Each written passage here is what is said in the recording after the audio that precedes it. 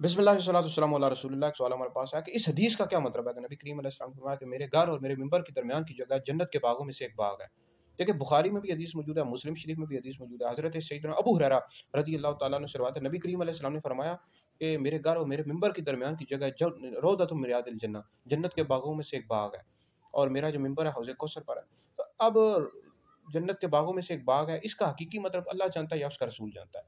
और इसका एक मतलब उलमा ने ये बयान किया कि वाक़ई ये जन्नत का टुकड़ा है, यानी मिंबर के दरमियान और नबी करीम अलैहि सलाम के मुबारक घर के दरमियान की जगह थी, जन्नत का टुकड़ा है वाक़अतन हकीकतन, या मजाजी माना मुराद है कि यहाँ पर अल्लाह रब्बुल इज़्ज़त की रहमतों का नुज़ूल होता है। और मेरा मिंबर मेरे हौज़ कौसर पर, मतलब क़यामत के रोज़ मेरा जो मिंबर होगा हौज़ कौसर पर होगा।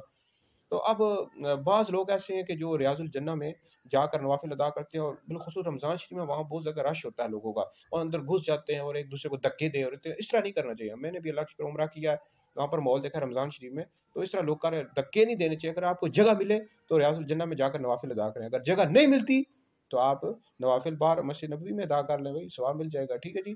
तो रश में एक-दूसरे को धक्के नहीं देने देने चाहिए, इसमें एहतियात करनी चाहिए। नबी करीम अलैहि सलाम की मस्जिद है, मस्जिद नबवी, इसका बहुत ज़्यादा एहतराम है, वहाँ शोर-शराबा भी नहीं करना चाहिए और धक्के भी एक-दूसरे को नहीं देने चाहिए।